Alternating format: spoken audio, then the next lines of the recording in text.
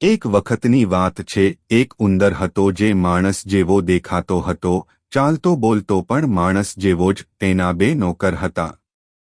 એ ઉંદર ખૂબ બુદ્ધિશાળી અને ઘમંડી હતો.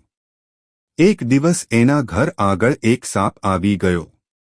ઉંદરના નોકરો એ સાપને જોઈને મજાક કરવા લાગ્યા. કોઈ એની પૂંછડી ખેંચે, કોઈ એની પર ધૂળ ફેંકે. સાપ ગુસ્સે થયો, પણ શાંત રહ્યો.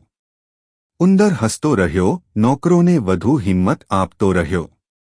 અચાનક સાપે માથું ઊંચું કર્યું, આંખોમાં વીજળી જેવી ચમક સાથે બોલ્યો, જે હસે છે એ રડે પણ છે. એટલું બોલીને એ ફૂફાડ્યો અને બંને નોકરો જમીન પર પડી ગયા.